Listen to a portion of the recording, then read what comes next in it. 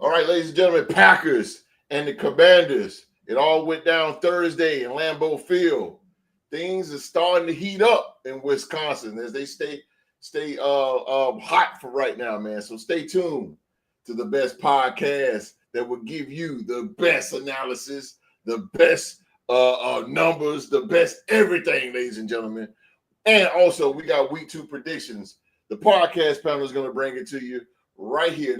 Just like Anita Baker, baby. They're going to give you the best they got all day long. Right here, ladies and gentlemen, on The Real, the Sports Podcast. I can't accept the loss, I'm hard-headed. There's a little bit of madness to my method. Many falling off that fine line that I'm treading. I risk anything to be great, and I'm not letting nobody rob me of my victory. Number one, that's what I'm meant to be. When by any means, only thing that makes sense to me, I can make nice or make history. I got that dog in me, yeah. Turn me up, big energy, got the crowd going nuts. I got that dog in me, I take on anyone, I don't need a one-on-one. I got that dog in me, yeah. I'm talking all bite, no bark, I could rip your squad apart. I got that dog in me, so what's up? Yeah, so what's up? I told her move over, enough of that mediocre. I've been the man since cruising around in the stroller. I got ice in my veins like a cut in Minnesota. Why not show you how I'm built? Come a little closer, ayy. Lot of heart, been smart, aura gotta glow. We can restart, give head start, still get the same result. I'm about mine, don't you get it confused. I'ma win again, yeah, that's all that I do. I got that dog in me, yeah. Turn me up, big energy, got the crowd going nuts. I got that dog in me, I take on anyone, I don't need a one-on-one. I got that dog. All right, man, we thank you so much, sports fans around the world, wherever you are, whatever country you are in right now, man. We thank you for being here with us on this Saturday afternoon, man. Football is definitely here, and so far it has been some of the most competitive games. Well, not the most, but it's been some good competitive games, and that's what it's all about, ladies and gentlemen. We are the Real Sports Podcast, and this is the Real Sports Talk Show, one of the most entertaining, debatable sports podcasts on YouTube today, man. So, and also, man, shout out to all our sponsors out there, man.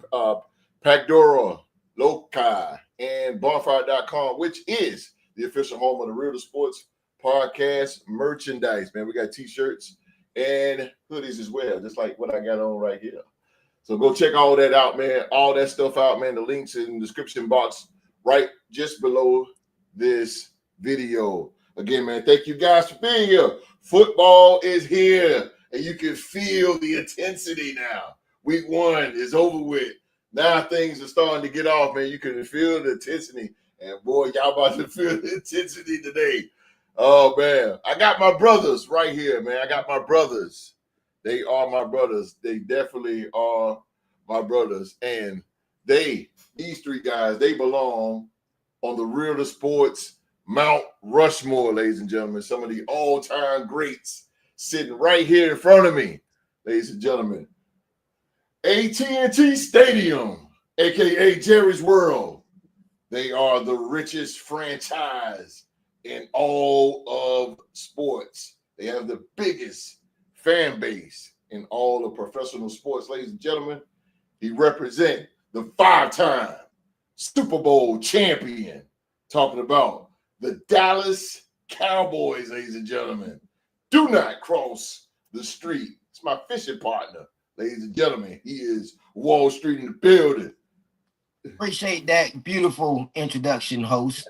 Look, don't worry about this Carolina Panthers hat. I'm a Cowboy man through and through. You know what I mean? And we're looking good. We have a 3-way tie in our division for second place, so we're looking like we may be all right. We may be all right. Get up in there. Let's go. As we beat the Giants, we'll be in second place by ourselves. Oh, that's what I'm saying, baby. You gotta love the intensity. You gotta love the intensity, man. I got the OG.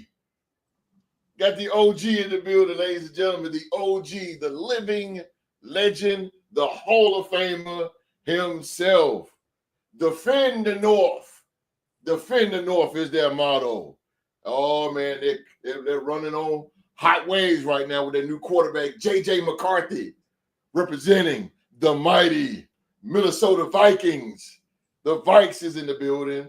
He is the legendary Q-Dog. What's going on, peoples? Appreciate that host.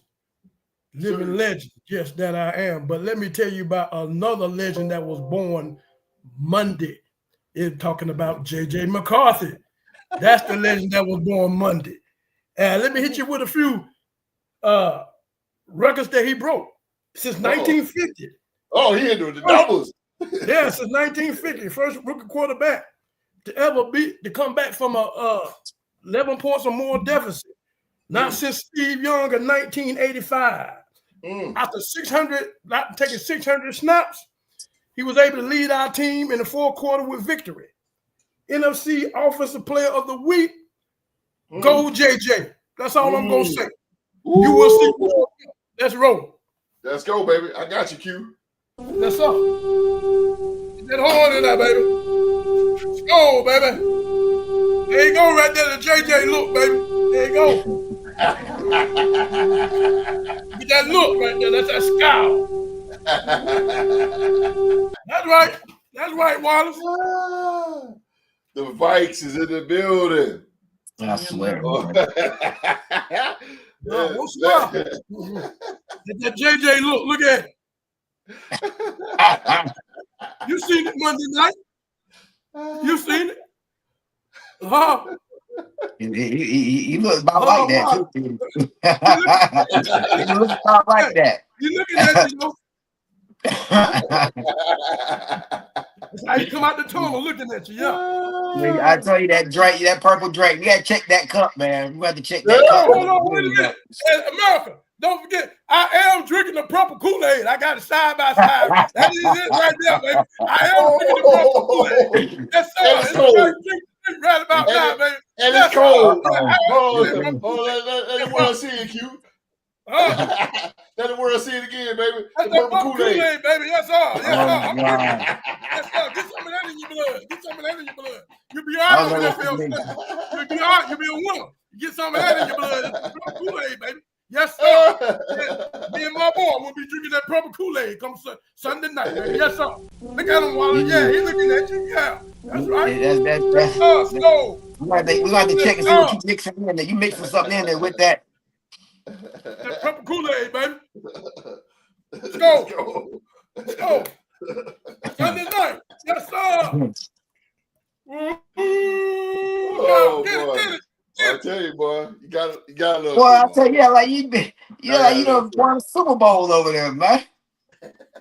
One game. I told you, I just know that a legend was born Monday night. That's all I got to tell you. Okay. Woo! I told y'all. That's all I got to tell you. But last but not least, the autumn wind. It's all going down at Allegiant Stadium. The autumn wind. The silver and black attack, baby. Representing the Black Hole, the 3-time Super Bowl champion. Talking about my Las Vegas Raiders. Yes, sir. Oklahoma State alumni himself. He is, ladies and gentlemen, the very talented and Mr. Young Mark in the building. What's going on, ladies and gentlemen? Welcome to another episode of the Real to Sports Talk Show, brought to you by Hawaiian Punch, specifically the Great Flavor. I only got one thing to say before we get started here tonight. Do you want to listen to somebody that's fighting for second place, or do you want to follow a man who literally had the look of a killer in his eyes before a primetime? There you go. There you go. There you go. There you go. I respect what his parents named him at birth. But for me, henceforth, J.J. McCarthy is now known as Bone Crusher because he had the look in his eyes and said he ain't. There you go. There you go. There you go. There you go. You can get a couple Kool-Aid. Get that brown from off Tippy's nose, man. Yeah, you can get a couple. I sent it to you scan there. You can get it, man. Yeah, you can get it. That's up. Yeah, you can get it, Mark. Yeah, you all right. Yeah. You don't let Mark sip out that damn jug, man. Hey, man. Live chat is on. John Stover is definitely in the building. What's going on, What's man? up? John Stover. What's going on? Hey, wait What's to get a up, hold of Chris? you too. Chris. Yes, He sir. found it, undefeated in the R2S. Oh, that's what's up, bro. He's in the fantasy league with us now. Yeah, That's man. what's He's up, Tony Chris. G in his first game. Hey, Chris, get that money, baby. Get that money. Get that money. Q. John Stover. Go I Pack ain't go. worried about you, bro. I ain't worried about you. See what he said? The Packers are the kings of the North. No, bro. Yeah, I believe that too. I gotta agree with that. No, you agree what you want to. We come to get that. We ain't worried about that. Hey, Street. We come to get that, baby. They look pretty good. Hey, here you go, baby. Miss Street is in the building. Miss Streets is in the building. That's crazy. That's crazy. That's crazy. Oh man, again, man. Hey, that's what we do here on this show. Thank you guys for watching all over the world. I was gonna hit on a touchy. Oh damn. He said y'all struggle with the Bears, Q. Exactly. My point. Exactly. It was the young man's first with ever a terrible NFL quarterback. start. It was his first ever start. What did you expect? That's his first ever start, man. Come on. Lord have mercy. It's 600 snaps. Hey, listen. Street, I want to see how you do your first time out there. The First NFL round game pick. man. All I heard is he's a first round pick. He's a transcendent player. Blah blah. Look, don't give it to me now. That's his first game. Now don't start making excuses for the young fella. He played good. He played well. Hey, Well, make sure this time. Let me back up. He played well for a half. Okay. First half, he stunk up the joint in the first half. Stunk it up. So let's don't act like he came up there and lit it up out there. He stunk it up. And if it wasn't for the other quarterback being so terrible, they would have lost. He did something your quarterback never does, and that's come back. That's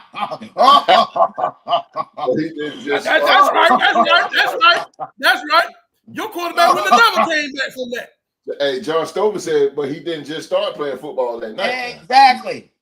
He's a national championship quarterback, first round pick. Yeah, he's a national championship quarterback. Well, don't mean that. That's been the first time out there in 2 years. He did show that championship pedigree late in the game. He did. I give you that. You want to give him championship pedigree? Oh, you want to give him that? I mean, he's a champion. He's a champion. I can't take that away from him. He is a champion. You know, a college champion. He is that. You're going to see more of that, baby. Thank God you got a decent defense, too, because he almost threw the game away. You know what I mean? He almost threw the game away. And one for that interception and that garbage score at the end, they would have had 10 points. So D-Rec, if you're watching, look who took your spot. Hey, man, he threw it right to the corner. He's supposed to pick that off. And you know, he's an ex-Cowboy. We drafted that kid, too. That's what Jefferson said that interception was on him because he didn't cut the route off. He didn't cut the route off. That was on him. That's what Justin Jefferson said. Yeah, he just trying to help his quarterback out. He knows the quarterback. That's what he said. That's all right. We got the W. That's all that matters. And my boy, the NFC Offensive Player of the Week. So where your boy? Was your boy the NFC Offensive Player of the Week? No. No, he wasn't. But he didn't play. He didn't play bad. It wasn't because of what he did. Well, he didn't get the Offensive Player of the Week. He didn't play that good. I mean, he would have had over 300 yards passing. They wouldn't have dropped 4 passes. He played good 1 quarter and outshined your boy 1 quarter. Stop it. Come on, man. I know you're not trying to compare this quarterback to Dak, man. Let's don't go too far. Y'all really don't want to see us now. Hell no, they don't want to see us. You hear that, Minnesota? You hear that, Minnesota? Man, we're going to crush Jordan Love. Hey, look, if I'm just giving it the eye test, Green Bay definitely the best team in that division by far. It ain't even close. Man. Oh, it ain't even close, OG. Y'all get hype on that Green Bay train if you want to. Yeah, true. It was the Giants. It was, bro. It so happened to be the team that he dominated. But yeah, hype if that's you want crazy. To. You can bust that bubble. I love this.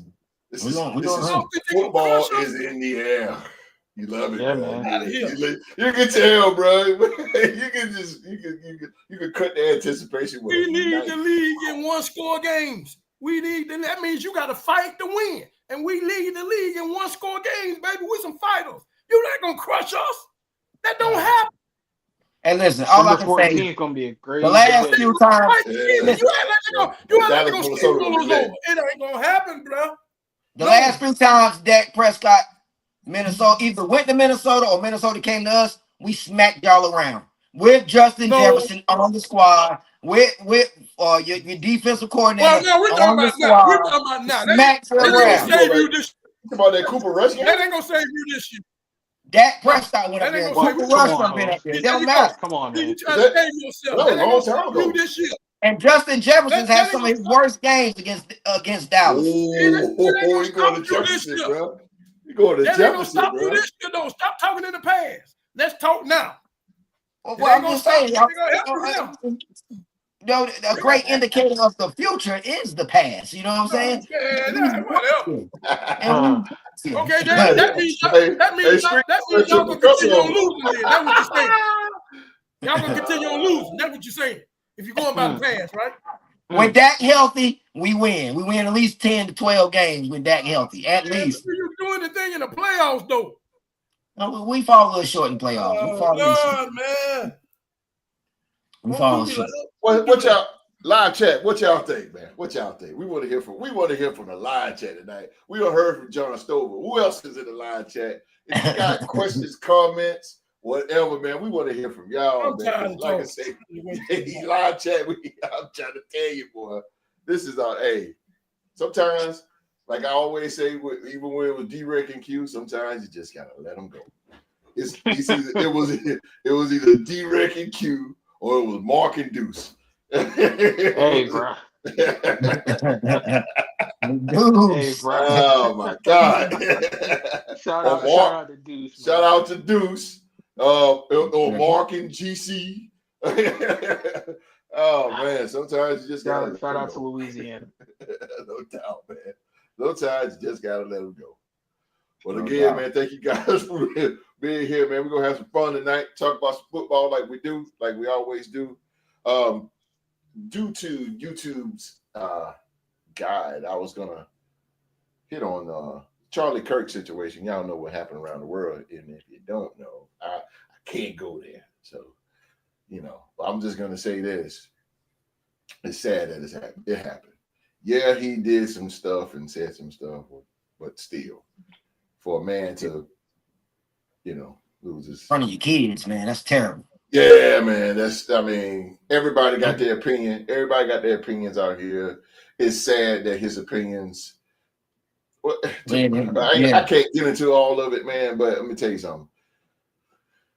The man's opinions was kind of right, but it was it came off. I don't know. It just came off race. I can't see, but it just wasn't right. But still, at the end of the day, man, the man shouldn't have to die over it. Yeah, they shouldn't have died over it, man. That was because he's a human being at the end of the day, and we all got our opinions and our beliefs, and that's what it's about.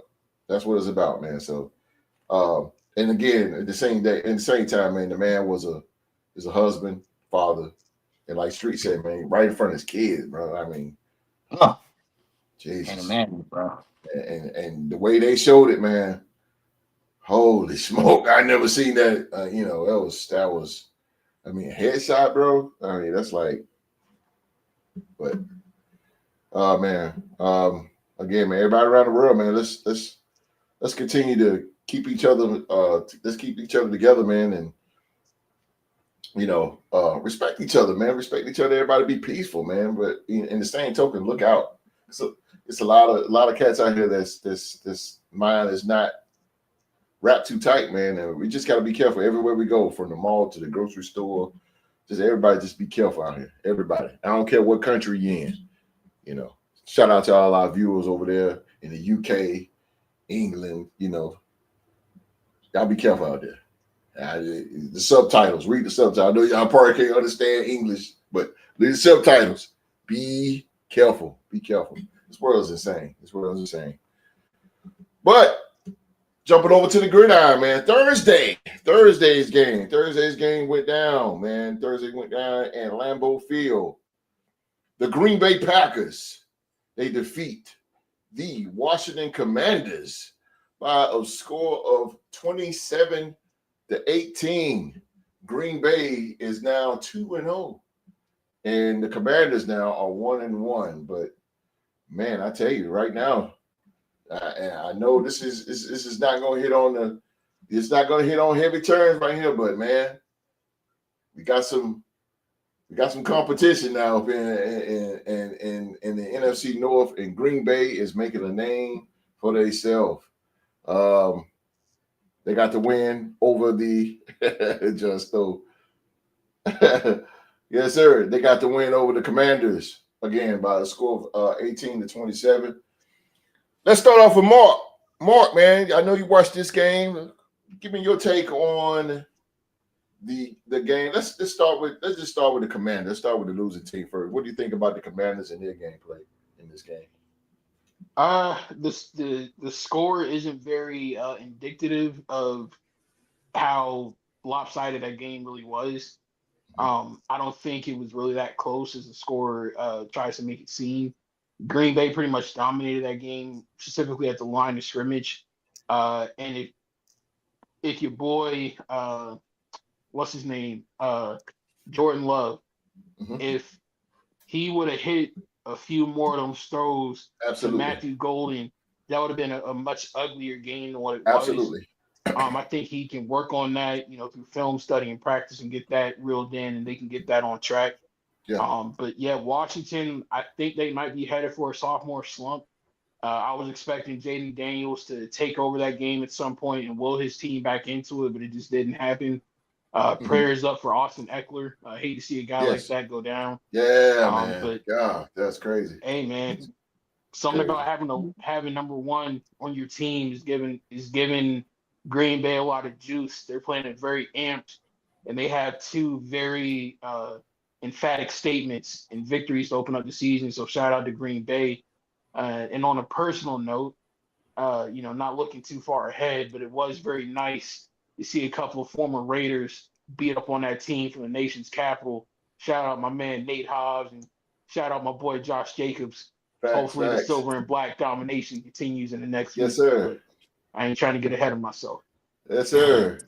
Just Stover said we've reinvented ourselves to not only being an offensive team, but a more defensive team as well. Yeah. I agree with him on that.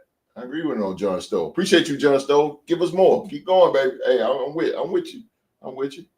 Streets. The Washington Commanders, your arch enemies in the NFC East. What do you think about their gameplay Thursday? Well, I'm not a big fan of Thursday night games, especially for the traveling team. They usually are low scoring games, and they usually are lopsided games. So I don't want to hold too much into this Thursday night game against the Commanders, but they ain't look good. They ain't look good.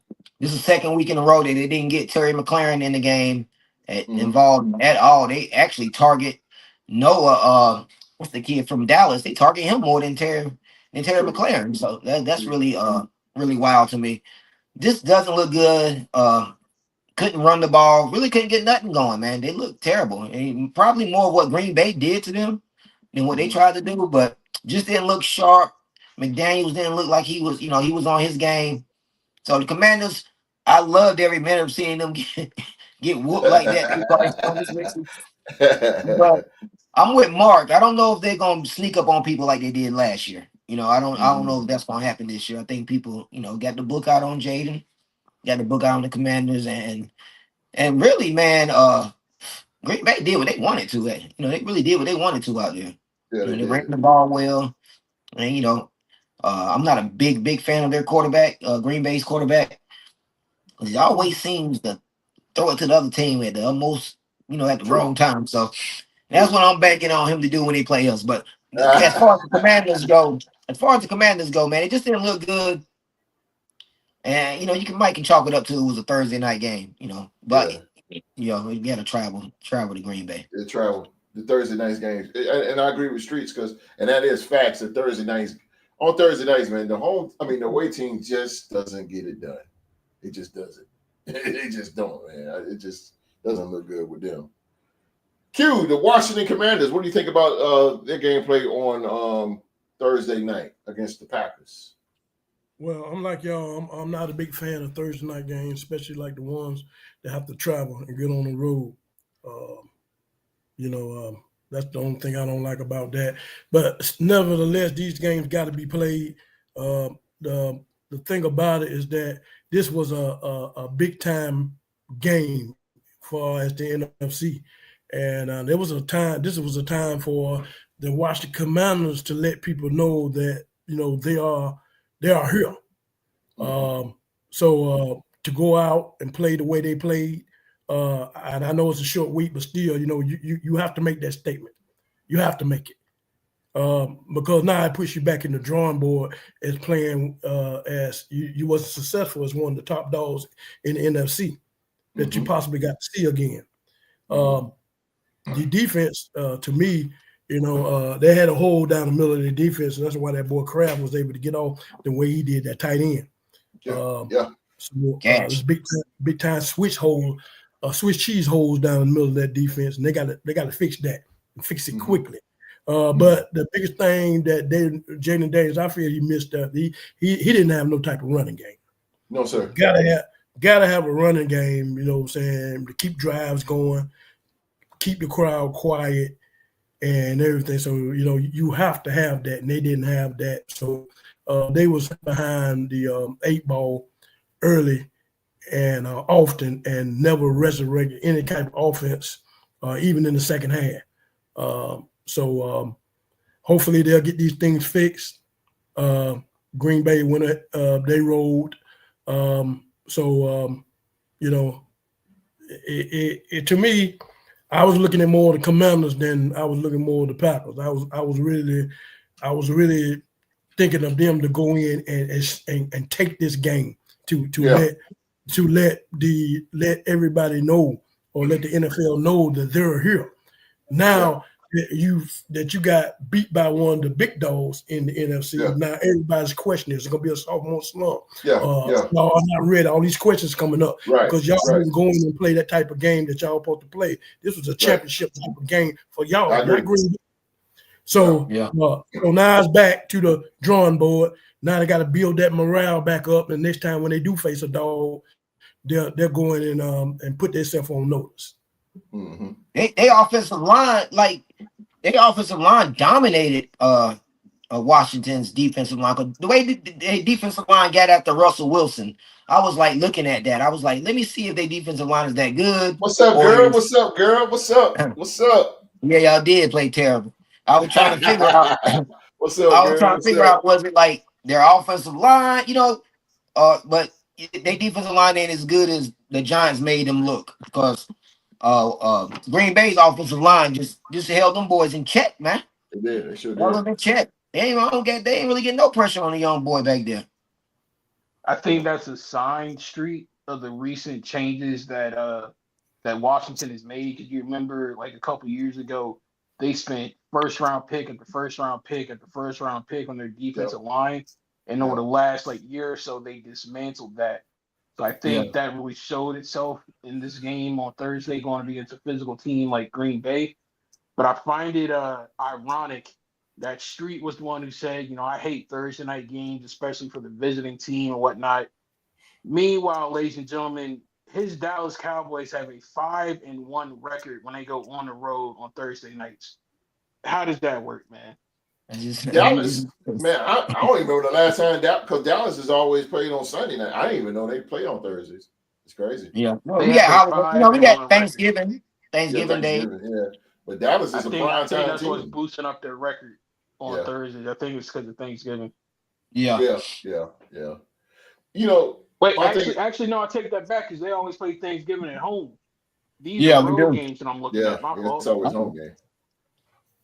Yeah. When you got Dak Prescott, you can go in people's buildings and knock them off. You know what I mean? Go ahead, Q. No, go ahead. I'm done. Oh, what I want to say about Washington real quick is I think Dan Quinn's method of cover one came back and bit him in the ass. Because you can't with Green Bay. Green Bay, they spread the field. In my notes, I said Green Bay, man, they spreading the field all over the place.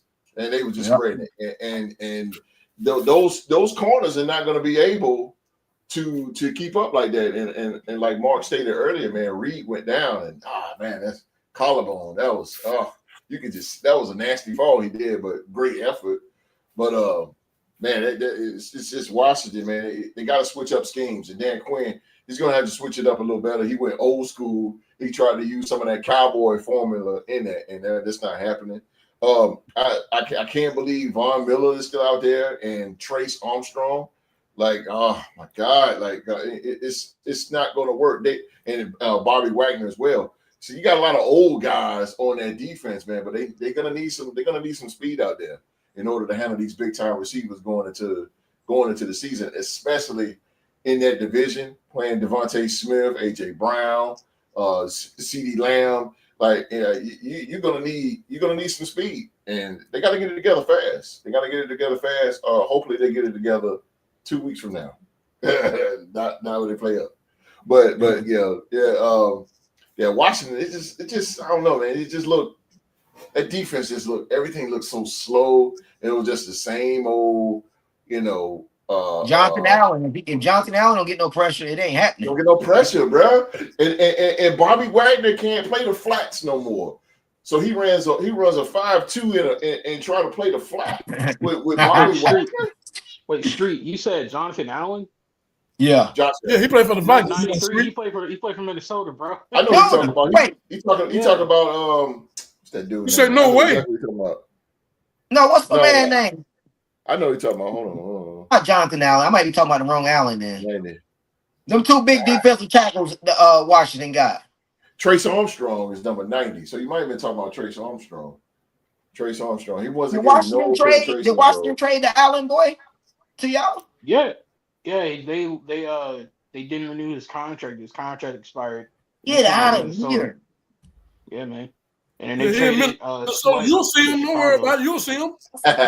Maybe why y'all were looking so good up front. Damn. Yeah. They got he ain't no John Randall. What about Hargrave? Yeah, Hargrave too now. Yeah, I like Hargrave. I always like the way he was out there playing with 49ers. Hargrave nasty, bro. Hargrave nasty, bro. Yeah, and 2 sacks got them Monday. 2 sacks, Street. Nasty, bro. They got them Hargrave, no joke, boy. He put Kansas City was there. Bernard Street. Oh, geez, listen, you were going against a mediocre quarterback at best. This quarterback is not as good as everybody think he is. He has not been playing as good as everybody say he's going to be. Are you talking about Caleb Williams? Yeah, come on, man. This dude was missing wide open passes all night. Street been hating on Caleb ever since he cried. Ever since he ran into the stage. Didn't I tell you that? Oh, yeah. I remember that. A couple years ago. I remember that shit, yeah. Street I told you, I said, man, that is not a good sign. You don't want to see your quarterback crying on the fucking sideline in his mama lap. You don't want to see that. I agree with that shit. Hell yeah. You don't want to see that, OG. That's not what you want, bro. Who did he lose? Paint the fingernails and all that. Nah, bro. He lost to Michael Penix. He likes the Michael Penix. Yeah, that was Michael Penix. Yeah. And then I'm telling you, bro, I don't care what anybody say. Nobody they don't want their quarterback in there painting his fingernails and stuff in the locker room, bro, and crying. It ain't gonna go over well, OG. I'm telling you. Yeah, I don't like that shit. I ain't got nothing to do with him. He's my quarterback. I thought, and I see, and not to get off subject, but I see the Duke Blue Devils, the basketball team, they doing it too. They getting blue fingernails. What? What is that little boy? Yeah, that boy that came out a couple years ago painting his nails and all that. What's going on with that, bro? Like, trying to make all that feminine stuff cool. I'm like, bro, stop. Stop that, bro. All right, boy. It ain't cool. I can understand your daughters. You're sitting at the house and your little daughter want to play with you and paint your fingernails. Yeah. You're gonna take it off. Take it off while you in the house. Game, bro. Like, and I could see, like, if you're doing it like to be a signal caller or something like that. But, bro. I look over there in my locker room and my quarterback over there painting his fingernails in the locker room. No, I don't like that. I don't like that, bro. No, I don't like it, OG. No, I don't like that. Yeah, you right. Crying in his mama lap. That was true. No, I don't like that, bro. But I don't think that exudes leadership No. That's with why men. that's the No. thing What, about it. there you go. Say it He's again, talented, Street. but he's not. He's Say not it gonna again, be. Street. He's not gonna be That good. don't leader. include leadership amongst men. No, he ain't You know gonna be what I no good mean? leader. Yeah. He's Yeah. gonna be No, talented. bro. From his ass Men. off. There you go. Men, you're the leader. Yeah. That shit, No. that shit off your nails, man. Stop that. Exactly. Oh man. Keep that shit All right, in. Mark. Let's go Green Bay, Mark. Let's talk about Green Bay, Mark. What you think about Green Bay Thursday night? It was a great showing from them. Like I mentioned earlier, Jordan Love, if he would have hit on some of those passes to Golden, the score would have been even uglier than what it was. It was nice to see Josh Jacobs, still be able to tote the rock like he was and get in the end zone. And Oh yeah. yeah, Absolutely. I like what I saw from Green Bay. Those are two quality wins they've gotten to start off the season. I'm not trying to crown them as the king of the North just yet, or say that they're going to go to the Super Bowl or anything. But you definitely got to keep an eye out for Green Bay because they've earned our respect with the way that they played so far in these 2 weeks. Absolutely. Streets. Yeah, man, this is rough for me, man. You know, I don't like Green Bay at all. Nothing about them I like. You know, but you know, I gotta call a spade a spade. They look good. You know, they look good at the beginning of the season. I'm more impressed with their offensive potential, firepower potential. I hate that Reed got hurt, 'cause that takes a receiver away. But the kid Golden, that might open up the door for him to get some more some more Golden's looks. nice. He's good in college. Watson is still out with I think a hamstring, so they're still looking for him to return. They loaded, man. They loaded on offense. They really ain't got no weakness on offense. Got a solid offensive line, good receiver, great tight end, and the quarterback. Sometimes he'll come to play, sometimes he'll throw you some. So it's still gonna, at the end of the day, boil down to him. Defensively, they flying around, boy. They flying around out there. They look good. They look good out there. That's true. So I still want to see them against a good running team, a team that can run the ball at them and stuff like that. See how they hold up. Because Parsons is a little small frame. That win against who they beat the first game, was it Detroit? They beat the first game of the year. I really don't hold too much weight in that because Detroit, new offensive coordinator, new defensive coordinator, first game of the season. I don't know, but Green Bay look good. They're a solid team. They're gonna be a damn show. Gonna be a tough out this year. There's no doubt about that. And when they come to play us, we're gonna test them. We're gonna see what they're about. Yeah, that's true. They are gonna be a force to be reckoned with. Yeah, they're good. Q, your arch enemy, Green Bay Packers. What you think? I mean, everybody got them on the hype train and everything, and they look good. And I mean, but I understand that. I will say that I'm kind of like Wallace with the Jordan Love situation. I think that we haven't really seen him get the squeeze put on him yet. There you go. So once we see you can rattle him. We know that. It's been known that he doesn't do good under pressure. He really doesn't. For them to go out and they beat Detroit the first game, I figured that was I think Detroit going to take a decline because you can't lose two good offensive coordinators. I mean, two coordinators, defense and offense, and your team play to the identity of their coaches. And when you lose two major coaches that can coach like that, it's going to show. So they won't be as dominant as they were last year, and especially with the play calling of Ben Johnson.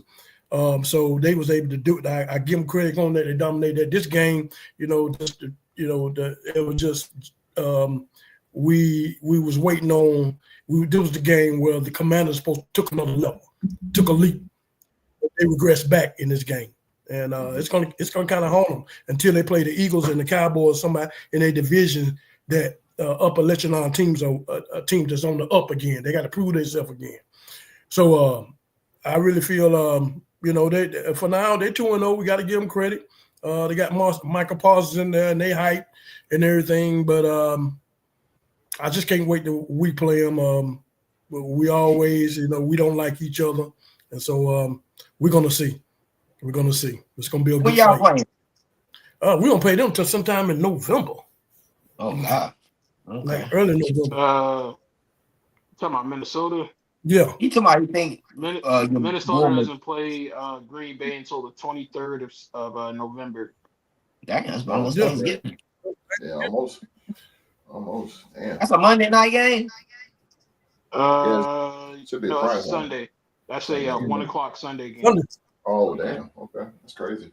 And Green Bay, I gotta give it to him though. It's some good and some bad in this. I'll start with the bad. Jordan Love has to be more consistent, and like Mark stated, that he missed a lot of touchdowns. Like that, I mean, I'm talking about solid, right there on the money. His receiver did his job. The receivers did their job. They outran the quarterback. Nothing. I mean, he was overthrowing. He has to get better at that. And like Q stated, man, you put a little pressure on him, man. He gets a little rattled. He gets a little rattled on it and start making mistakes. Yeah, John Stover, he has matured in that area because he's known to throw an interception. But he still had that jitterbug in him. Like he was just I don't know how he matured in just 2 games. He at the end of the season last time I remember seeing him at the end of the season, he was throwing You see that, Mark? I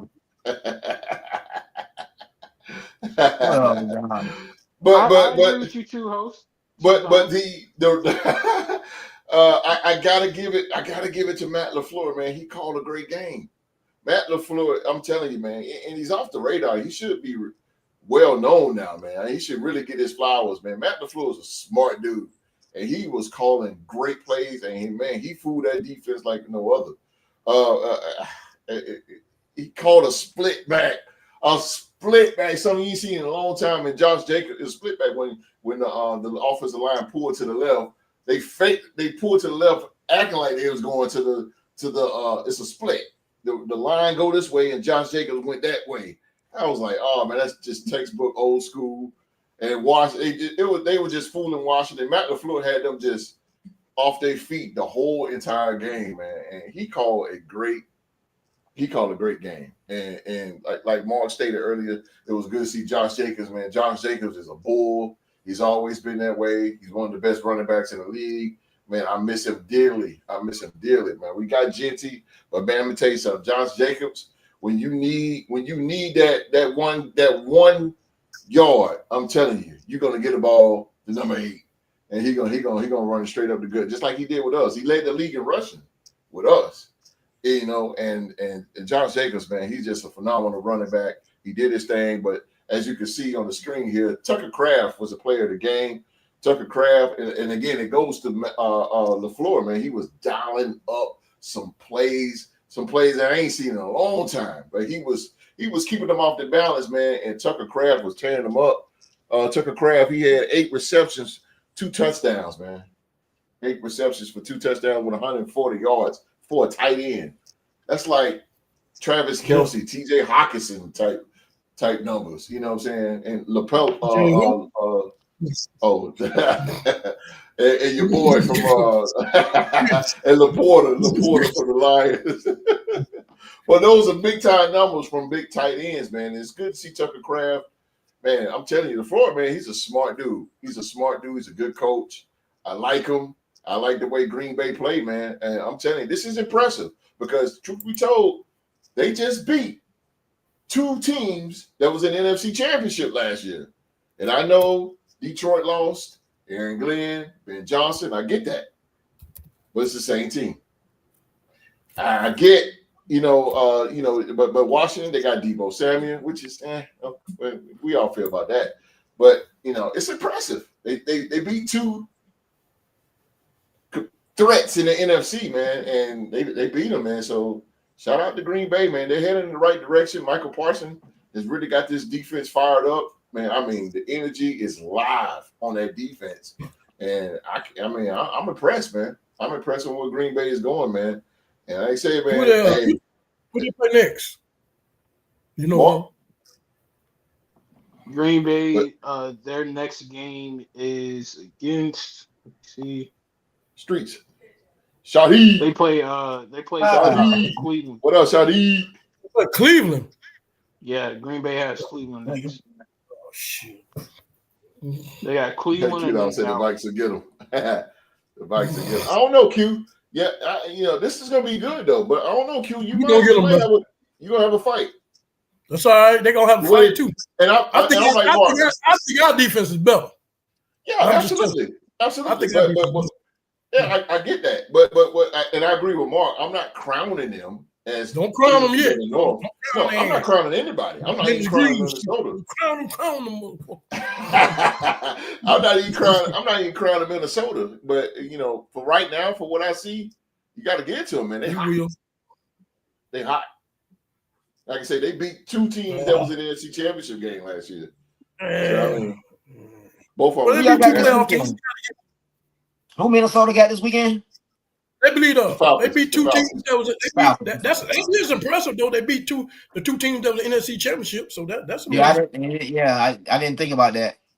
Yeah, that is. That's impressive.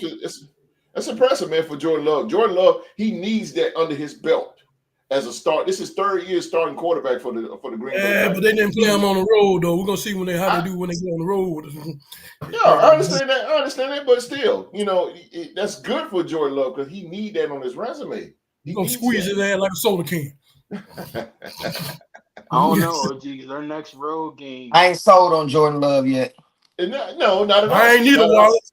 I ain't sold on that. But he's undefeated right now, so you got to give him that. He all right. Should be squeezing his ass like a soda can. Damn. Well, that was it. That was the reviews, ladies and gentlemen, for Thursday night game. And again, the Green Bay Packers. Go, baby! 27-18. Commanders. Go! All right, man. Let's get to these. Get it, Wallace. Get it. Oh, get it.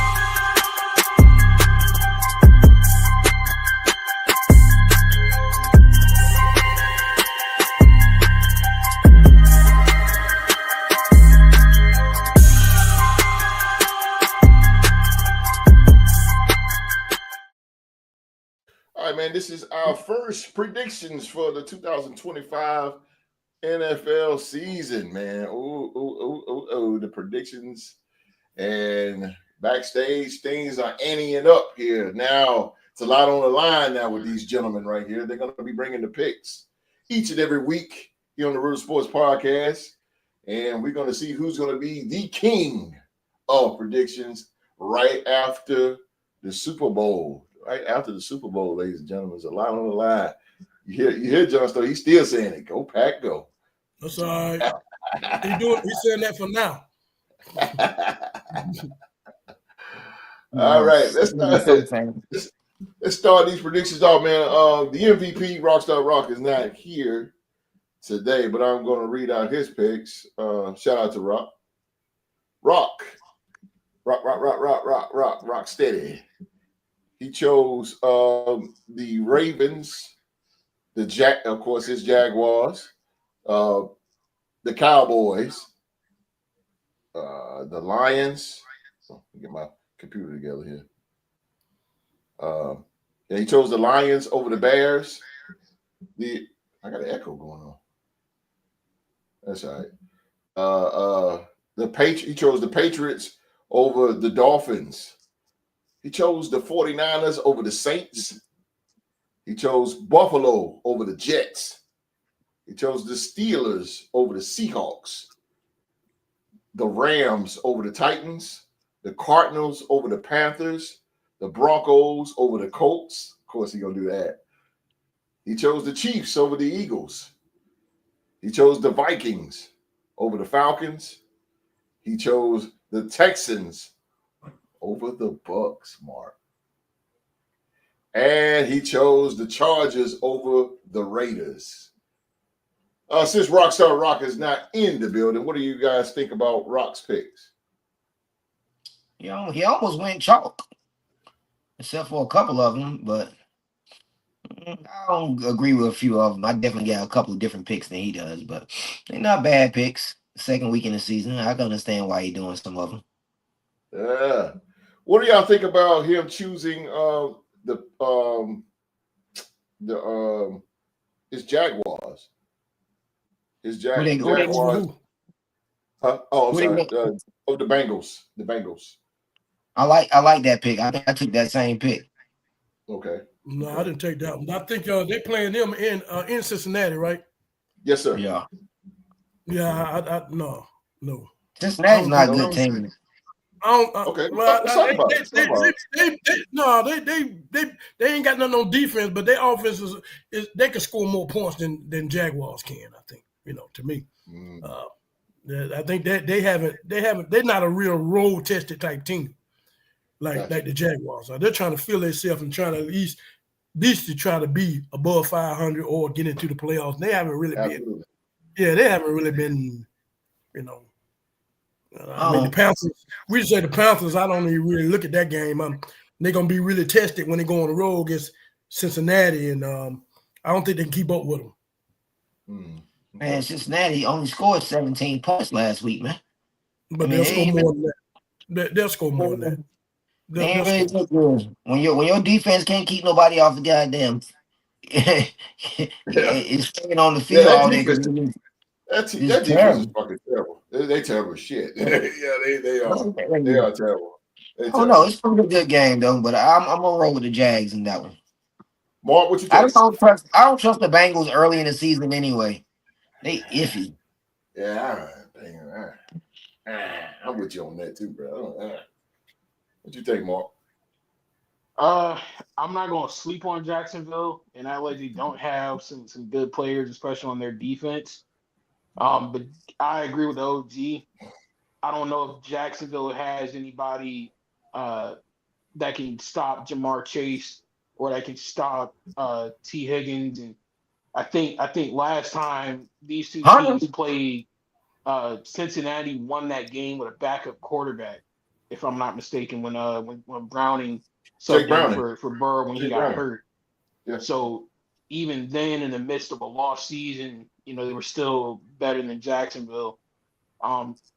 Jacksonville has the ability to keep it close if week one is any indication, because in all seriousness, there's no reason why Cincinnati should have won that game. Cleveland just lost it. But at the same time, just because of who you have on offense, that firepower, I trust it more than I trust Trevor Lawrence to make plays. So for that reason alone, and literally that reason alone, I'll go with Cincinnati in that game. That's Rockstar. This ain't me sleeping on Jacksonville. I'm giving y'all all due respect. I'm just keeping it. It is what it is. So it is what it is. Because he chose the Chargers over the Raiders. I ain't gonna say eye for an eye. Smart man, rock this. It's all good, man. We'll get to that. We'll get to that in a moment. Next up, man, we got the OG, the dog's pick. Q, he chose the Ravens over the Browns, the Bengals over the Jaguars. He chose the Dallas Cowboys over the New York Giants, the Lions over the Bears, the Dolphins over the Dolphins over the Patriots. Wow. Okay. The Saints over the 49ers. Buffalo Bills over the New York Jets. The Steelers over the Seahawks. The Rams over the Titans. The Cardinals over the Panthers. The Broncos over the Colts. The Chiefs over the Eagles. Of course, his Minnesota Vikings over the Atlanta Falcons. Tampa Bay over the Houston Texans. And the Las Vegas Raiders over the Los Angeles Chargers. Before we get to the Vikes, Q, I'm interested here. What do you see the Saints beating the 49ers? It's an odd pick. The 49ers, man, they're all banged up. Brock Purdy won't be playing. They're on the road. I think in that dome.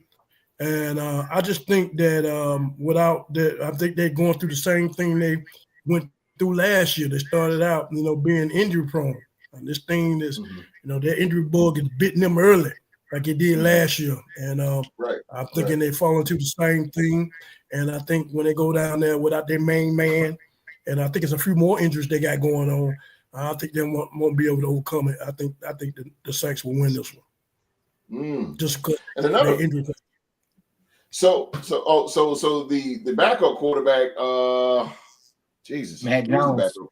Yeah, Matt Jones. Matt Jones. Oh, okay. So it'll be Mac Jones versus what's his name? We just had him. Streeter. Yeah. I think they'll pull it out. And you said the Dolphins will get their first win. The Dolphins has been struggling really bad. They got smashed last week for all good reason. I think being at home, New England coming down and being in that heat, I think that will be a little effector to them. And I think Miami gets back on that track. That's a track team.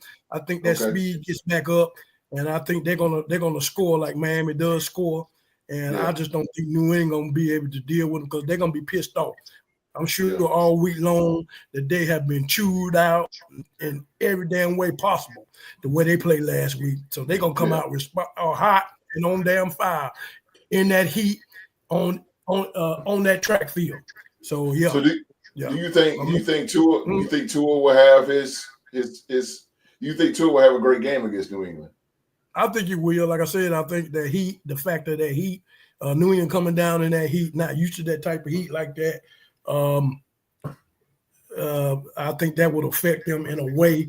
And plus, the way they got their ass smashed by the fucking Colts. And they got murdered by the Colts.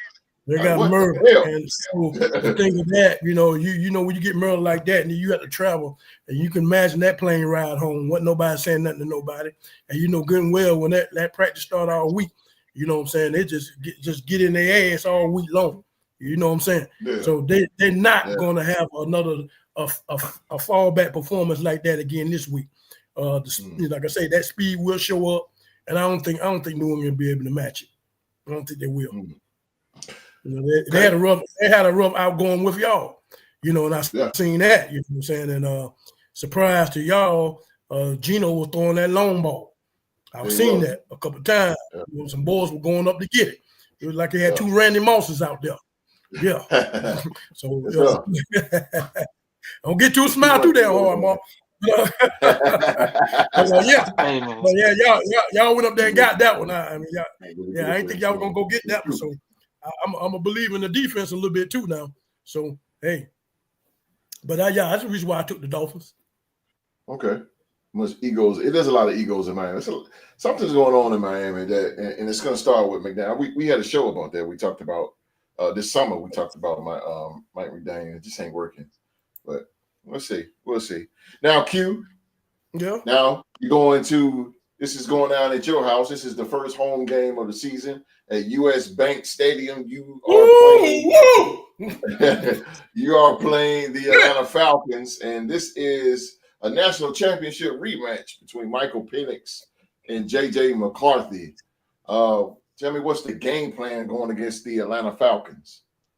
Well, I tell you what, a couple things you didn't factor in.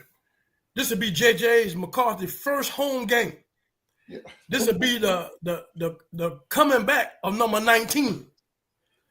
Adam Thielen, baby. Yes, sir. You know who I'm talking about. Minnesota legend. That crowd gonna be hyped behind that Monday night game.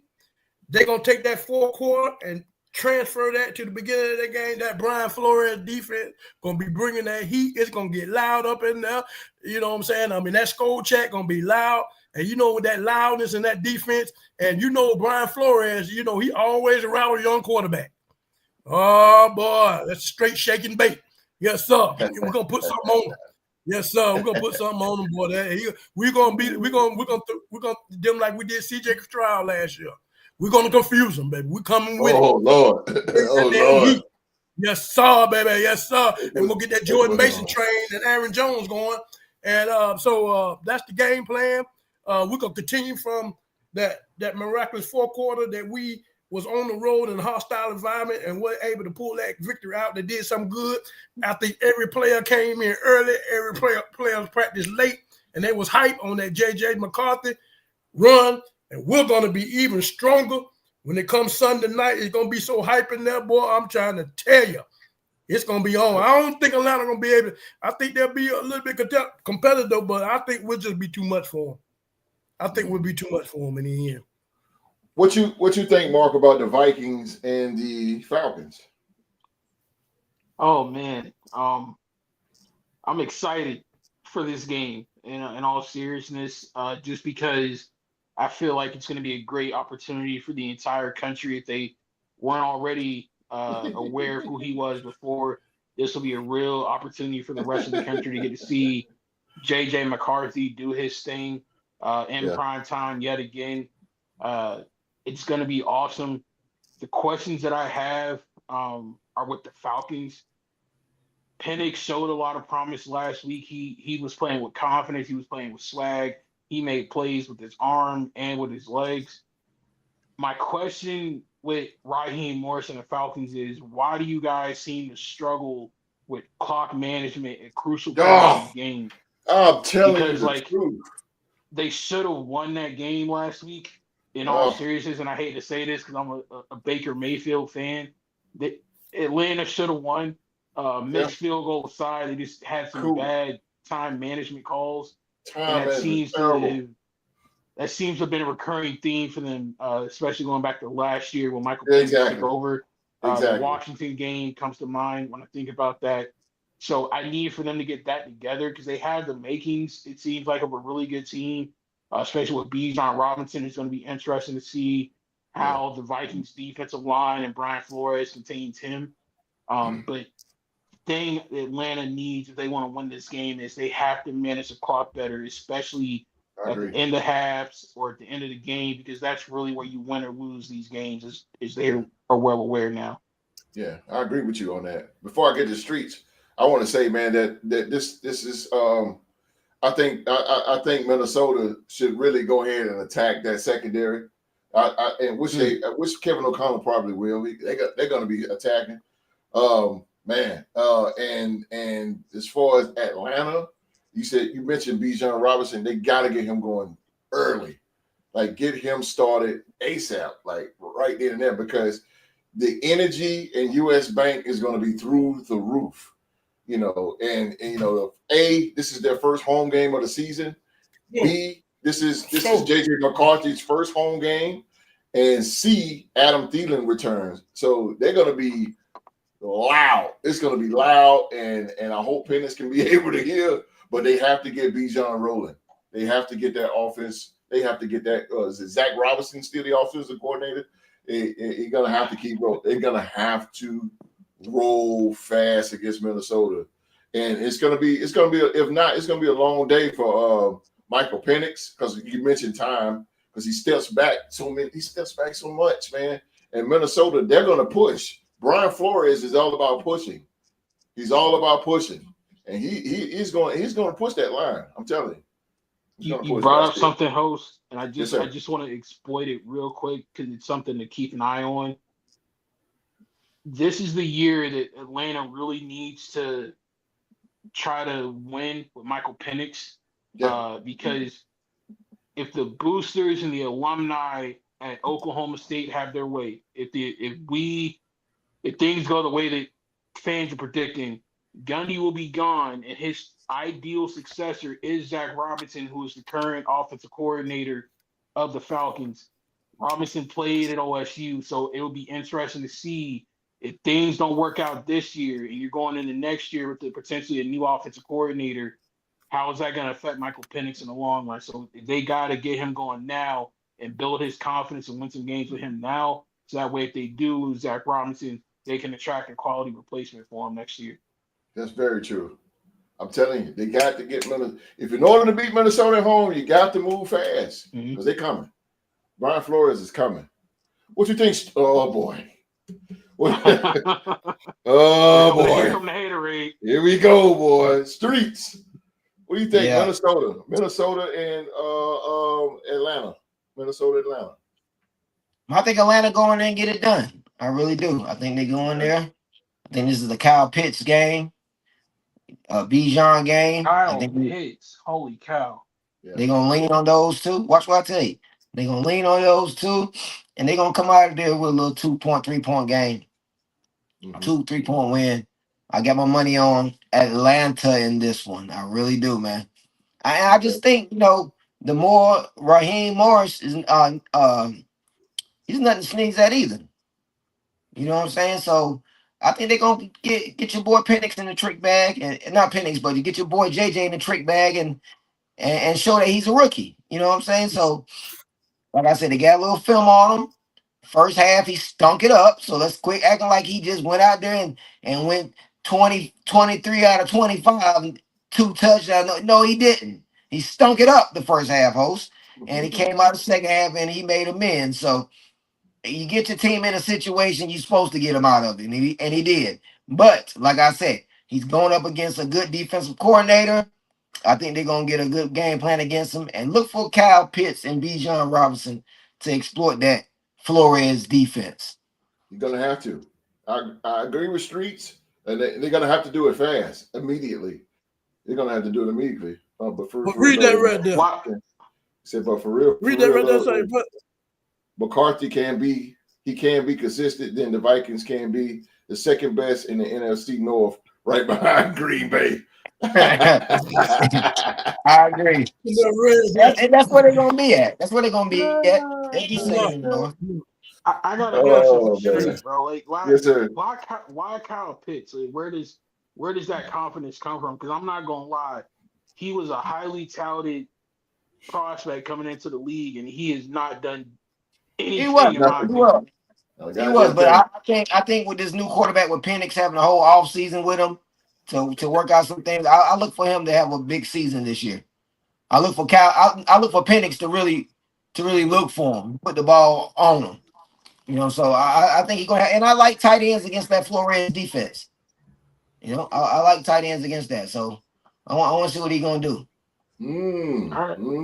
Interesting. It's interesting you say that. Interesting, but he like the blitz and do little things like that. So tight ends are big, especially athletic tight ends like that. Yeah, I agree with you. All right, Mark. Yo, Mark's picks for week 2. Matter of fact, Mark is the reigning king of predictions champion. So Mark's picks for week 2. He picked, of course, the Washington Commanders. He picked the Ravens. You believe in Lamar? I'm kidding. Lamar, he picked Lamar and the Ravens over the Browns. He picked the Bengals over the Jags. He chose the Dallas Cowboys over the New York Giants, the Detroit Lions over the Chicago Bears. He chose the New England Patriots over the Miami Dolphins. Mark also chose the Saints over the 49ers. He chose the Bills over the Jets. The Seahawks over the Steelers. Petty. No, I'm just kidding, man. The Rams. He chose the Rams over the Titans. The Cardinals over the Panthers. The Broncos over the Colts. The Eagles over the Chiefs. Good pick. He chose the Minnesota Vikings over the Atlanta Falcons. The Tampa Bay Buccaneers over the Houston Texans, and the Las Vegas Raiders over the Los Angeles Chargers. Mark, in your picks here, you also chose the Saints. Yeah, man. Y'all, you and Q, y'all see. I can see y'all did your homework, you and Q. But the Seahawks over the Steelers right now, the way Aaron Rodgers is playing. Yeah, man. It sounds crazy, but I truly believe Aaron Rodgers is just juiced up because of how the Jets did him last year. Get that game. Okay. He specifically said after the game, he wanted to stick it to a couple of people within that organization. And I think, it was a feel-good story. He had the adrenaline pumping. I think he got it all out of his system. I think he comes back to earth this week against Mike McDaniel in that defense. I got more faith in Leonard Williams and those guys to make plays against Aaron Rodgers than I do for it to be the other way around. It's no shade against that team that I hate so much. Ironically enough, I'm actually not shading them. Nation. It'll never ever be that. Nation. Come on, bro. God, man, Hey, everybody's dog. stealing our joint, yo. It's Nation. it's it's crazy because we don't play them this year, and I really wish that we did because for the first time in a long time, I have a quarterback, and I would love the chance to kick Pittsburgh's ass and hand Mike Tomlin that first losing record of his career. Yeah. But fate is going to handle that in another way for me. Don't worry. But yeah, I got Seattle in that game just because I just think that Aaron Rodgers was hyped up off of adrenaline week 1, and I think we're gonna come back down to earth and go back to senior citizen Aaron Rodgers. That's a hell of a hype. He threw 4 goddamn touchdowns. Jeez. I mean, let's be real here, gentlemen. Let's all be real. We're all yeah, it's true. All right. That's true, John Stover. That's true, Your bro. girl breaks up with you or does you dirty, you gonna step out, you gonna get fly, you gonna get you a fresh cut and a fresh outfit, and you gonna stretch your stuff a little bit. That's what homeboy was doing. His ex was right there. They did him dirty, so he wanted to get some get back. Yep. Okay, cool. Now what? You gotta prove it to me, man. See, I agree with you. I'm not putting any further stock into Aaron Rodgers' business. I ain't doing that. I understand where you're coming from in that. I said, Mark Seahawks. Okay. Oh, yeah, I see. Mark petty as hell. But I get what you're saying. You broke it down. It ain't even being petty yet. Yeah, I know. That pettiness will come in also on the other side, too. Mm-hmm. Like, I got mad respect for TJ Watt, but he can't do it by himself. Absolutely. Him and Highsmith are pretty much going to be the only 2 dudes out there playing defense with him. They lost Hayward to an injury last week. Yep. Joey Porter Jr. Left the game with an injury, too. Yep. So between Highsmith and Watt and Ramsey, they'll put up a good fight. But I just think Aaron Rodgers is going to be the reason why they don't win. Well, we got the Chargers, Mark. Oh, yeah. I ain't worried. Chargers coming in our house. They're coming in a Legion here. Yeah. So we got the Monday night game, late-ass game. I am not going to watch that game because it's 10 o'clock and I got to work. So, hey. Tell me about it. Wish y'all the best of luck, baby. But the game plan, man. This is our first time, of course, game 1. We played them twice. AFC West rival, the Los Angeles Chargers. Honestly, Chargers look good, man. I'm not gonna sit here. I always got respect for the Chargers. I go back to Stan Humphries, back in the day. They've always been a tough team and whatever. But what's the game plan going into Monday night against the Chargers? The game plan is to just try to contain Justin Herbert. Like, we have to stay committed to our rush lanes. We can't allow him to get outside and start running around the pocket like he did in Brazil against a team to get barbecue. Right. And also, it's really going to be imperative that Crosby, Tyree Wilson, Malcolm Kuntz, like, you guys have to get home. Yes. I know Joe Alt is a very good tackle, but we have to get some pressure up front, and the linebackers have to play sound in the middle because I'm still a little bit worried about our secondary. I think if anything, it'll probably turn into a shootout. I think we have the ability to shut down their running game, but it's just really going to be determined by can we contain them on the outside. Offensively, I feel really good just because I keep saying it, for the first time since, Christmas 2023, I have a quarterback playing football for the Raiders. A quarterback, not a late round pick, not some dude that had one season of hype like Jeremy Lin and then fall off the face of the earth ever since then. I have a quarterback, bro. A dude who can read defenses, call audibles, distribute the football, and make sure everybody on offense eats. You see what we did to Mike Vrabel and that New England defense last week? Exactly. Like, come on, bro. And if you don't believe the hype, if you think, they played a trash New England team, because I know Wall Street's gearing up to say that. I know my guy wants to discredit us because we went up against Drake May. But hear me out, man. In the last really 10 years, when you put the Raiders in a early week game on Monday Night Football, we tend to play our best football. I hate to say it, but we really do. It don't matter if we're going to be against a future Hall of Fame quarterback, a league MVP. It don't matter. We always show up and show out when we play an early season game on Monday Night Football. In the last 5 years, when we play an early game, we had 1, 2, 3, let's see, 4 wins. And the only loss that we have was when we had Josh McDumbass as a head coach when we played in LA a couple years ago. But other than that, the Baker Mayfield shit. Yeah. No. That was Thursday it? night. I'm talking about it was another year with Josh McDumbass and a certain team put a good beat down on us. But other than that, when we play early in the season on Monday Night Football, we tend to show up and show out. So I think the trend continues, and that's why I say with all the confidence in my heart and with every part of my chest, the Raiders will walk out victorious. Just win, baby. I ain't gonna do it. Everybody sleep. I ain't gonna do it. Well, Street, what you think about the Raiders and the Chargers? What do you think? Come on, man. Only reason this game is gonna be close is because Pete Carroll is a good coach. He's a good coach. So he can keep it close. But make no mistakes about it, man. They're gonna whoop y'all up. They're gonna whoop y'all, man. And this Geno Smith love, oh my God, please stop it. What is up with this Geno Smith love, man? Really, Geno? Who do the Chargers have that's gonna scare us or is gonna mollywop us, Street? First of all, I like the quarterback. The quarterback is good. I like the running back. Definition of mid. Not with Harbaugh. Not with Harbaugh. Let the record show Najee Harris got ran out of town by an undrafted running back from the Oklahoma State. But that's why he's the backup, Mark. That's why he's the backup now. He's the backup. They got that young boy. They got that young boy. Last time we played him, we put up 63 on him with a backup.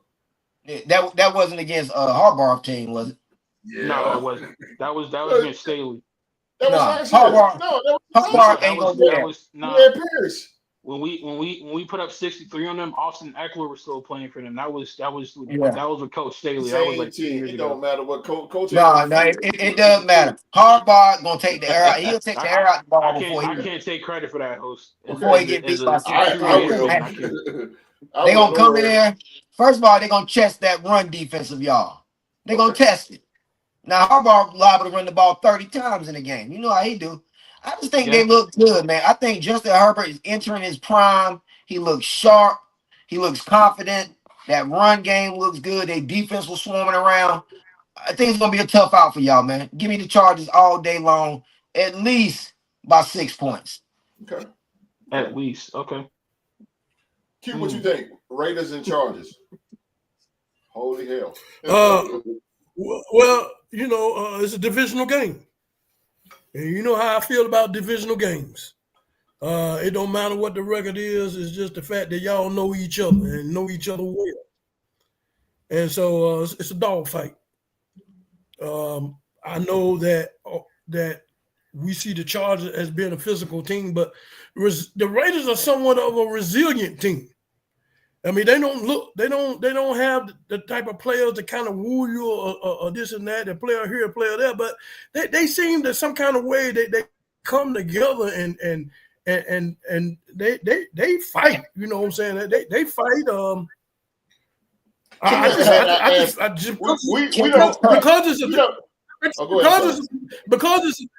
it's a divisional game.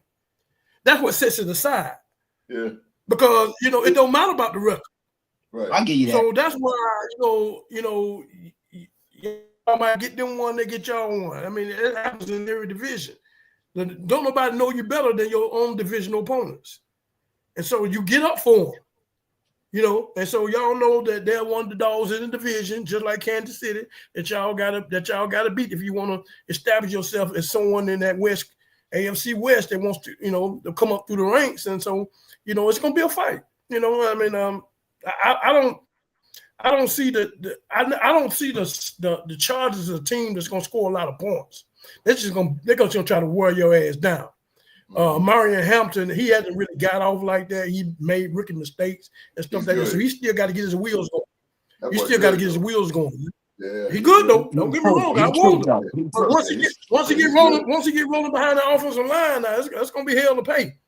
I agree with that. That dude nice, bro. I ain't gonna lie to you. Dude nice. Yeah, he nice now. Yeah, I like him. But depends on how quickly he get immaculated to the NFL game. But otherwise, than that y'all still got him early. Y'all probably still clamp him down or slow him down or whatever what have you. But I really feel that the way the Raiders played last week and going up to New England, traveling across country, and playing and Geno throwing that long ball like that. I mean, them boys went up there and got that shit. I seen them. They went up there and grabbed it. I'm like, damn, what the hell? Yeah, they went up there and got that ball. So you expect New England though. Geno to be, huh? Let's don't get too OG. It was you said that same thing about us. Can't nobody dominate but the Cowboys. You said. The what's called difficulty is not that big. You know what I'm saying? Come on now. I just can't. It's a divisional game though. It's a divisional game. Who that red dot guy on the defensive side of the ball for New England? I can't name the corners. I don't know who they got at first. They got a lot of good players, man. They got a lot. You can't hardly name any corners in the National Football League now. Nobody really has a star corner like that. Did Street say all of that when Dak threw that touchdown pass to CD Lamb to win the game for them in overtime that time? Did he say that then? No. Wasn't that with Tom Brady playing with him then? No, that was with Bill Belichick. Well, that means a little something with this Bill Belichick up there. Brady was first year. His first year there back.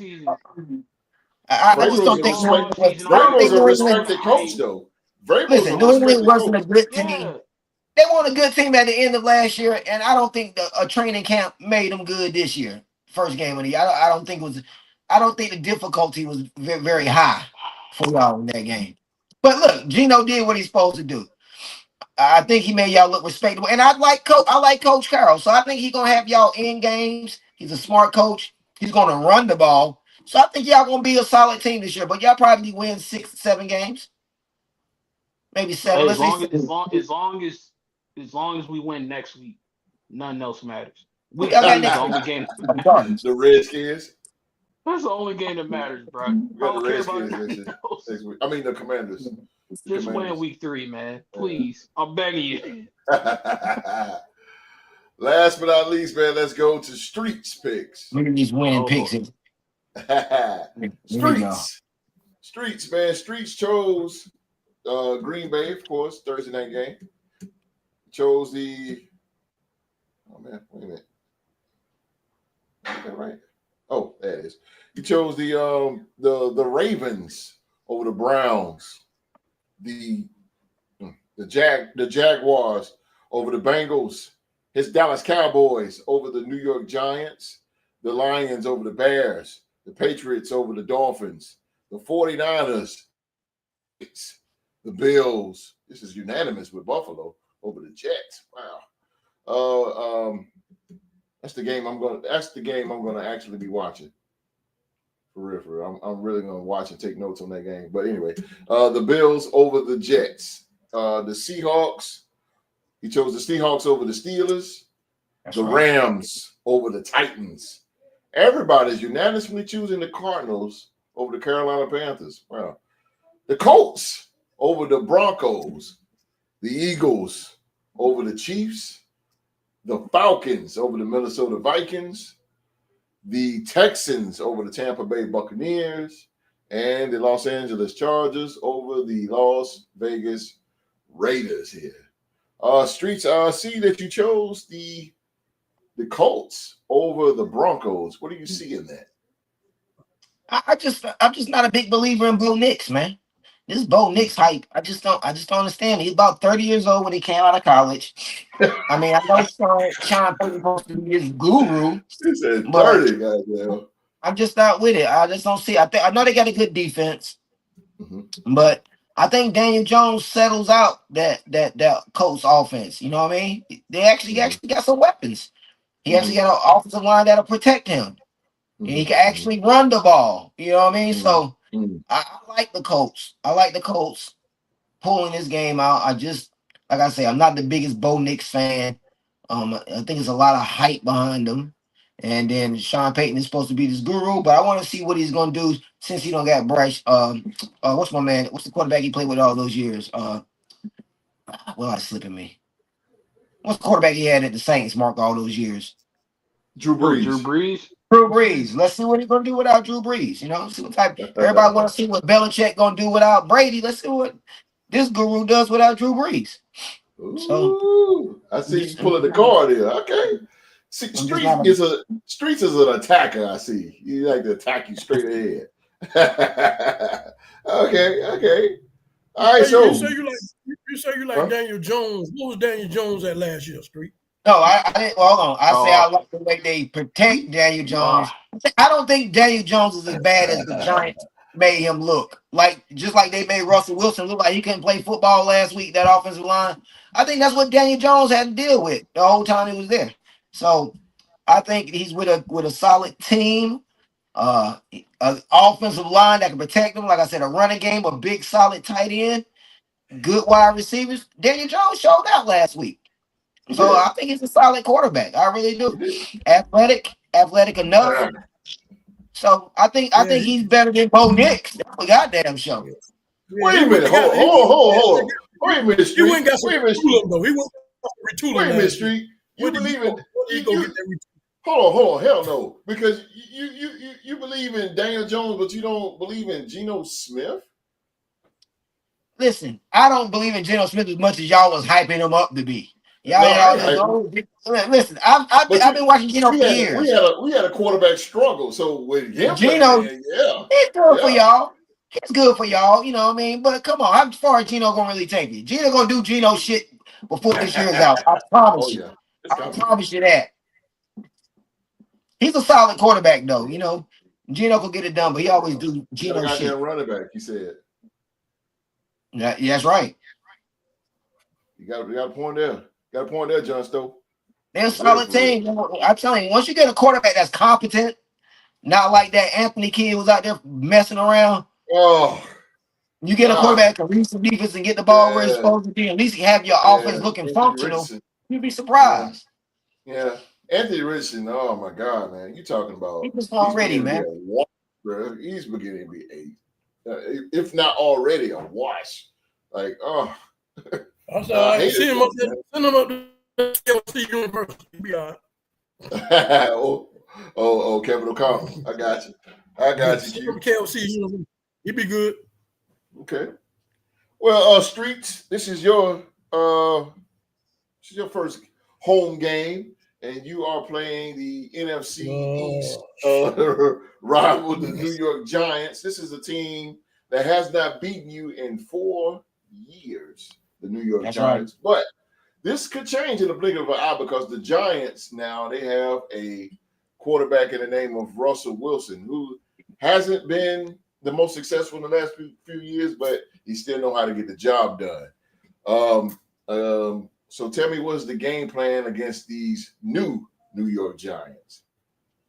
I said we beat them 28, probably 17. I'm really reaching to give them 17 points, but 28-17, I say we win this game fairly easy. We really get back on our snide in this game. This game gives us even more confidence. We had confidence. If you can have confidence in a losing effort, I think our team left with confidence against the Eagles because we played them tooth and nail. We could sort of point to why we lost that game. So I think we come in here against these Giants, and the way their offensive line looked, I think we get our defensive riled up for this game. I think we get that confident. I think this is a confidence building game right here. We just beat up on them really good at home, our first home game. That continues this streak against them, and we win fairly easy. Like I say, 28-17. Probably may even crack the 30-point mark. Are you just a little bit worried about not the Giants? Not worried at all, host.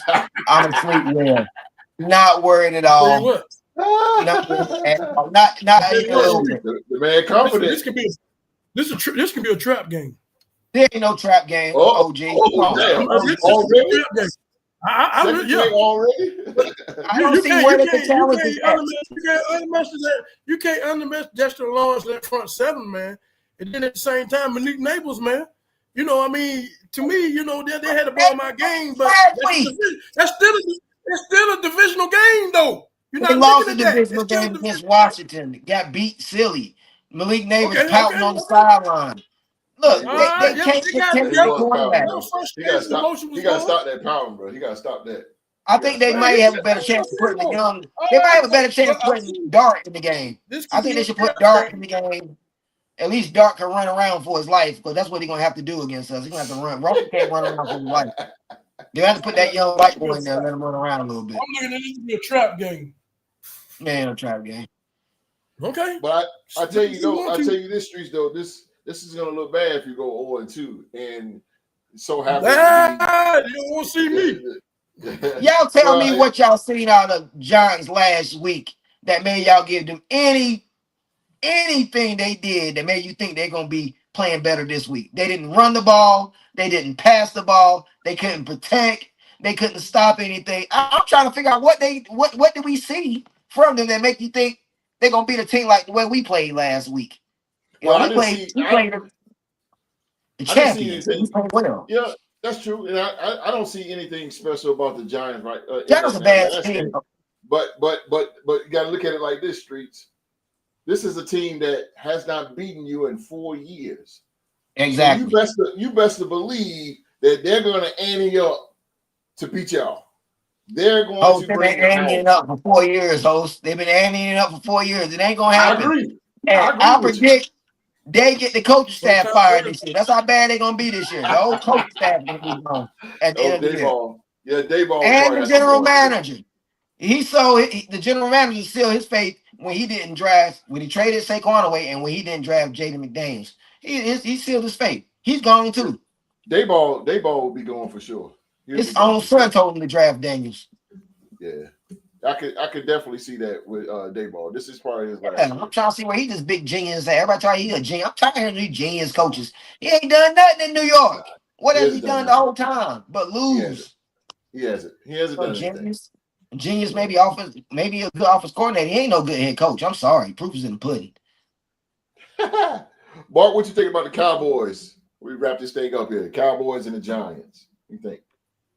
Ironically enough, I actually kind of agree with Street. New York hasn't really shown me anything, not only last week, but They sure haven't. really the last couple of years to show me that I have any reason to believe that they'll put up a fight against Dallas. I mean, it's just been butt whooping after butt whooping after butt whooping the last number of years. It's just been straight domination. It's just no other way to describe it. If they were starting Jackson Dart or if they put him in the game, especially because they don't have Michael Parsons to worry about anymore, I would give them a slight chance. I'll say like that's their crease and that's their opening. But I just don't see it. Even with Russell Wilson, I just don't see any path for them to try to get a victory out of that. I think this is going to be a good bounce back game for Dallas. They feel like they should have won last week.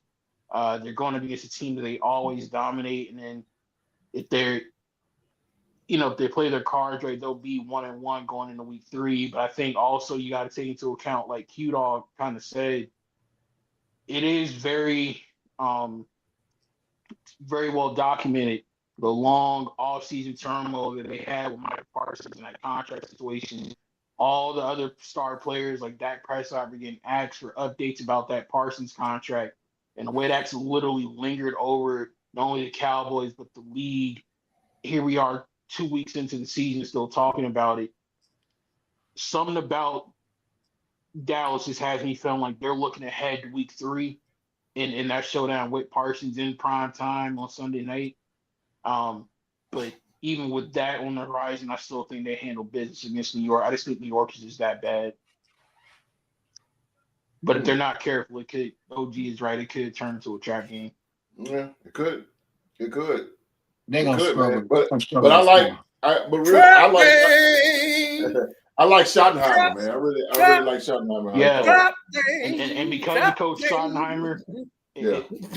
because of Coach Schottenheimer and the way that they performed week 1, even after losing Micah Parsons so close to the season, they played the Eagles. That's why I feel like it won't be a trap game, because I think Coach Schottenheimer's going to have them prepared and ready to go. It's gonna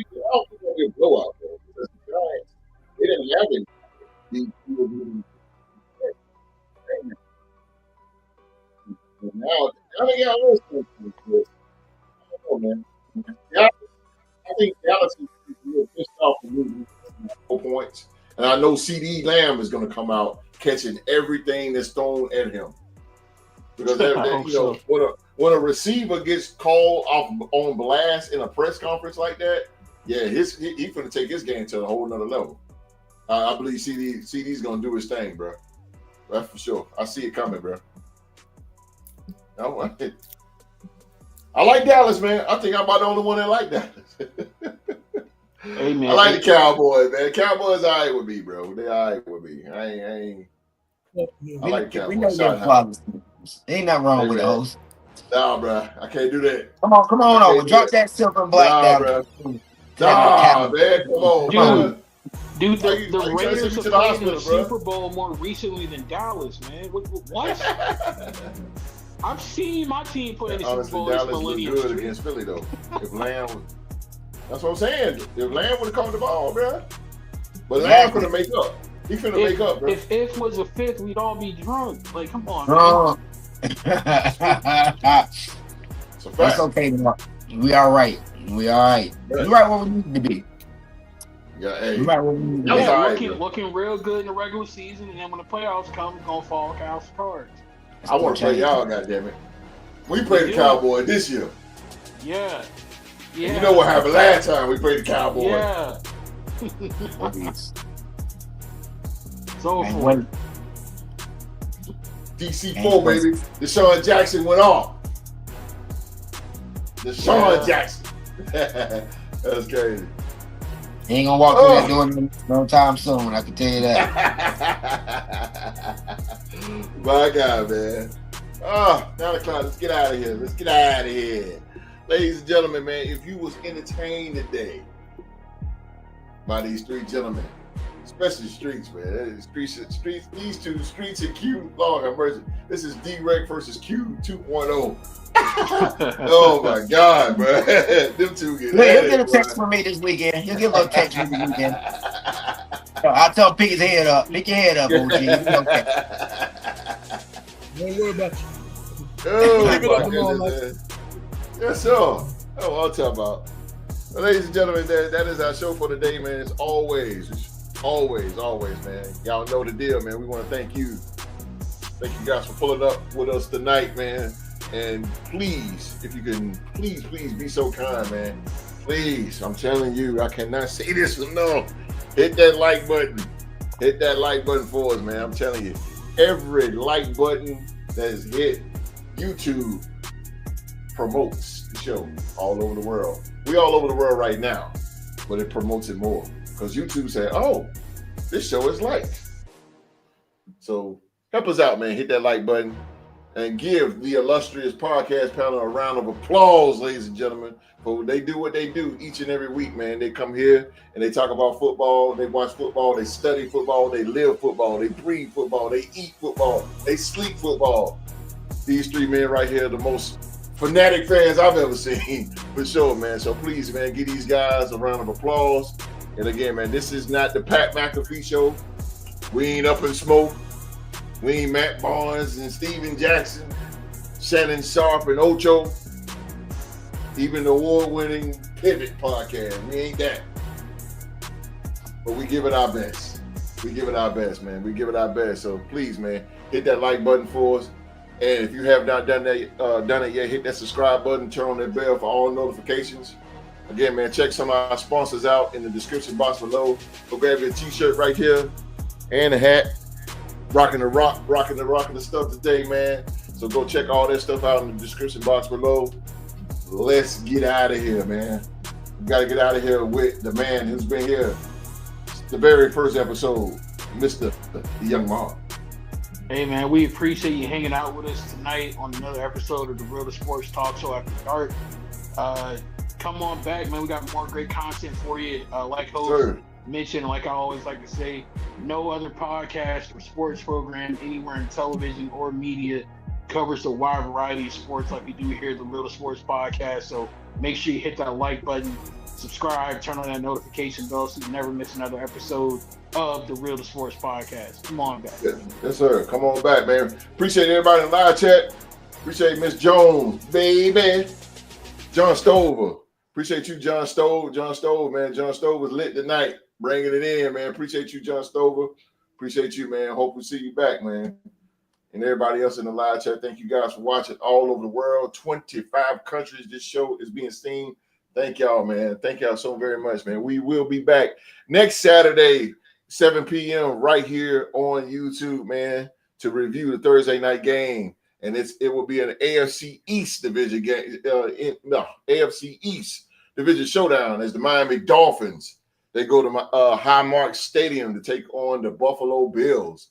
So we will have the picks for week 3 as well. So come on back, jump in the live chat, and talk with the podcast panel sitting right here before me, man. So we're going to go and get out of here on behalf of myself, Wall Street, the OG, Q-Dog, and Mr. Young Mark, man, everybody around the world that's watching, man. And I mean this when I say this with the stuff going on, man. Please be safe and stay safe. And that's in order.